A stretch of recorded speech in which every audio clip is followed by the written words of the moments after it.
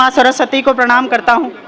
तत्पश्चात आप लोगों की गरिमामय उपस्थिति को प्रणाम करता हूँ। दोस्तों, मेरा नाम हार्दिक तिवारी है। मैं सिधौली से आप लोगों के बीच में आया हूँ। मैं कुछ देर आप लोगों के बीच में रहूँगा, आपको आनंदित करने की कोशिश करूँगा। सबसे पहले मैं आपको बता देता हूँ कि कवियों को सुना कैसे जाता है। कवियों को सुनने का तरीका बता देता हूँ मैं आपको। आप लोगों ने एक आदान प्रदान की क्रिया पढ़ी होगी, उसमें यह होता है कि जब सामने से कोई व्यक्ति आपको कुछ देता है तो आपको भी उसे कुछ देना होता है। तो मैं आपको अपने शब्द दूंगा, आप मुझे अपनी तालियां देना। यह आदान प्रदान की क्रिया चलती रहेगी, मैं आपको आनंदित करता रहूँगा। और आज के कवि सम्मेलन में सबसे पहले हम झोंक दिए गए हैं। आपने देखा होगा जब गली मोहल्ले में क्रिकेट मैच होता है तो सबसे पहले ट्राई बॉल फेंकी जाती है और ट्राई बॉल को बैट्समैन बिना किसी टेंशन तनाव के खेलता है। तो आज के कवि सम्मेलन के हम ट्राई बॉल हैं। आप लोग हमें बिना टेंशन तनाव के सुने, हम आपको भरपूर आनंदित करने की कोशिश करेंगे। और बता दें दोस्तों, और बिना टेंशन तनाव के सुने। और फिर दोस्तों, आप लोग तो लखनऊ के हैं। लखनऊ का आदमी टेंशन नहीं लेता भाई साहब। एक लखनऊ का आदमी था, वो चाय पी रहा था, उसके चाय में मक्खी गिर गई तो उसकी पत्नी ने बताया कि तुम्हारे चाय में तो मक्खी गिर गई है। लखनऊ का आदमी टेंशन लेता ही नहीं। जवाब सुनना, अगर मजा आ जाए तो तालियों से बताना। उसकी पत्नी ने कहा कि तुम्हारी चाय में मक्खी गिर गई है। उसने कहा कि पड़ी रहें दो, ससुरी कितना पी लेगी। बहुत एक नंबर, जोरदार तालियां दोस्तों। बहुत जबरदस्त, जिंदाबाद भाई। और विजय भाई बहुत अच्छा संचालन कर रहे हैं। मैं चाहता हूं एक बार आप लोग जोरदार तालियां बजा दीजिए हमारे सम्मान में। हाँ, हमारे चंद्रयान, सॉरी, विजय भाई के सम्मान में। चंद्रयान के लिए बजा देंगे तालियां। अच्छा, एक बार आप लोग ध्यान से विजय भाई को देखिए तो आपको लगेगा कि भारत में भूखमरी है। और उधर हमारा दोस्त एक खड़ा है, आप लोग उसको ध्यान से देखेंगे तो पता लगेगा कि क्यों है। और मेरा इशारा, मैं समझ गया आपका इशारा किधर जा रहा है। गौर को मैं जिंदाबाद। अच्छा, और दोस्त से मुझे याद आया, ये सब जो मेरे दोस्त एक दो नीचे खड़े हैं, ये सब मेरे पक्के दोस्त हैं, सच्चे दोस्त नहीं है। अच्छा, पक्के हैं, पक्के दोस्त और सच्चे दोस्त में एक अंतर होता है। हम बता रहे हैं आपको। आज से आप लोगों को भी पता चल जाएगा कि आपका पक्का दोस्त कौन है और सच्चा दोस्त कौन है। स्वागत है। पक्का दोस्त वो होता है जो आपके साथ घूमे फिरे, खेले टहले, खर्चे करे बराबर से, ये होता है पक्का दोस्त। और सच्चा दोस्त वो होता है जो पाठशाला से लेके मधुशाला तक आपके साथ जाए।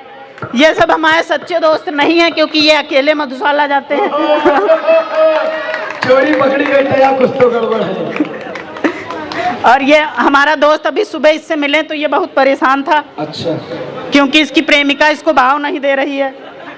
तो हमने इसको समझाया कि अगर प्रेमिका भाव नहीं दे रही तो और कहीं कोशिश करो, क्योंकि एक बार दो बार पर बार बार नहीं होती।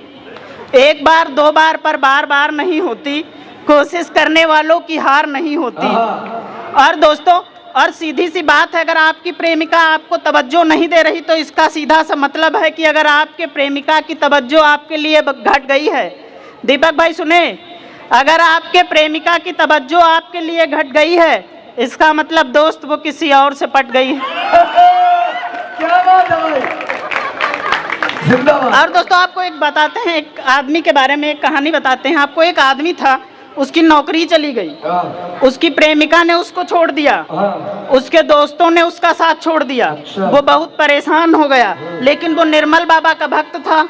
तो वो निर्मल बाबा के दरबार में गया, उनको बताया कि प्रेमिका ने छोड़ दिया, दोस्तों ने साथ छोड़ दिया, नौकरी चली गई, बाबा क्या करें।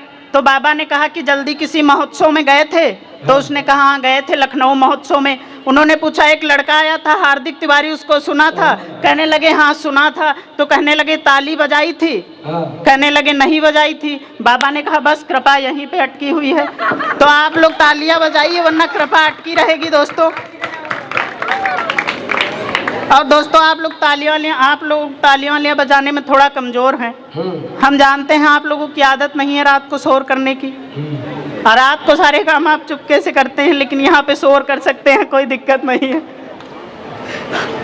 अब मैं कुछ चार लाइनों से आपसे जुड़ने की कोशिश करूंगा। सुने कि कहा है कि मोहब्बत में वजह नहीं चलती, मोहब्बत बेवजह होनी चाहिए। क्या बात है। मोहब्बत में वजह नहीं चलती, मोहब्बत बेवजह होनी चाहिए।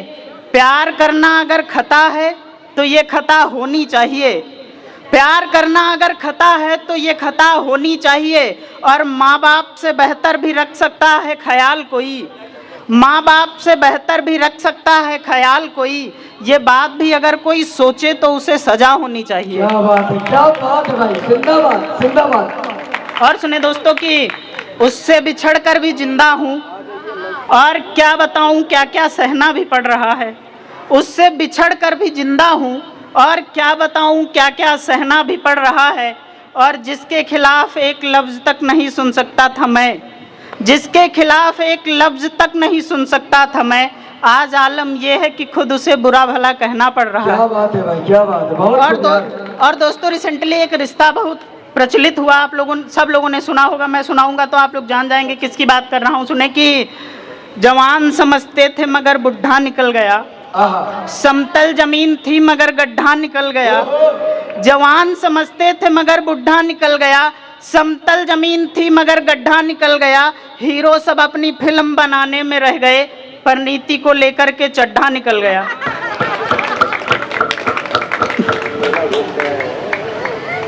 क्या बात है। और सुने दोस्तों कि किसी के ज्यादा तो किसी के कम आएंगे, किसी के ज्यादा तो किसी के कम आएंगे। प्यार करोगे मियाँ तो हिस्से में गम आएंगे, प्यार करोगे मियाँ तो हिस्से में गम आएंगे। और छोड़ के जाने वालों को भूल गया मैं, छोड़ के जाने वालों को भूल गया मैं। अब खुशकिस्मत होगा वो जिसके हिस्से में हम आएंगे। और सुने कि सुना इस पे, सुन बेवफा तू औधे में बड़ी है ना, सुन बेवफा तू औधे में बड़ी है ना, तो हम छोटे लोगों को क्यों देखेगी। सुन बेवफा तू औधे में बड़ी है ना, तो हम छोटे लोगों को क्यों देखेगी। लोगों के दिलों में प्यार बढ़ रहा है अपना, लोगों के दिलों में प्यार बढ़ रहा है अपना। एक दिन तू बड़े पर्दे पे मेरा इंटरव्यू देखेगी। और दोस्तों एक नज्म आपको सुनाएंगे, फिर उसके बाद अपना स्थान लेंगे। एक छोटी सी नज्म है, विधवा पे है। सुनना, जब कोई औरत विधवा हो जाती है तो उसको क्या क्या कष्ट उठाने पड़ते हैं अपनी जिंदगी में, बताते हैं हम आप लोगों को। सुने कि आज मैं आपको एक ऐसी कहानी सुनाऊंगा, आपकी आंख में भी पानी ले आऊंगा। एक लड़की की जिंदगी में खुशियों की सौगात आई थी, जब उसके घर उसके प्रेमी की बारात आई थी। शादी हो गई थी तो दोनों के दुख दर्द ठीक हुए थे, जमाने से लड़े थे तब जाकर दोनों एक हुए थे। शादी के कुछ वर्ष बीते पूरे सारे ख्वाब हो गए थे, शादी के कुछ वर्ष बीते पूरे सारे ख्वाब हो गए थे। घर में खुशियाँ आई थी, वो दोनों माँ बाप हो गए थे। खुशियों का सिलसिला बढ़ता जा रहा था, मोहब्बत का खुमार सर चढ़ता जा रहा था। मगर जिंदगी अपनी हरकतों से बाज नहीं आई, शायद भगवान को ही उनकी खुशियाँ रास नहीं आई। जिंदगी अपनी हरकतों से बाज नहीं आई, शायद भगवान को ही उनकी खुशियाँ रास नहीं आई। एक औरत का तो पल भर में ही संसार उजड़ गया था, जब मौत का काल आया और उसके पति को निगल गया था। पति की मौत की खबर सुनी तो शरीर ऐठ सा गया था, दिल में एक धक्का सा लगा और दिल बैठ सा गया था। दहकती आग में सारी खुशियाँ धुआं हो गई थी, चूड़ी कंगन लहंगे की शौकीन लड़की विधवा हो गई थी। दहकती आग में सारी खुशियां धुआं हो गई थी, चूड़ी कंगन लहंगे की शौकीन लड़की विधवा हो गई थी। समाज में एक विधवा को ऐसे बरगलाया जा रहा था, जिसका पति मर गया था उसको अभागन बताया जा रहा था। दुखों का पहाड़ दिल में वो कैसे पाल रही थी, दुखों का पहाड़ वो दिल में कैसे पाल रही थी।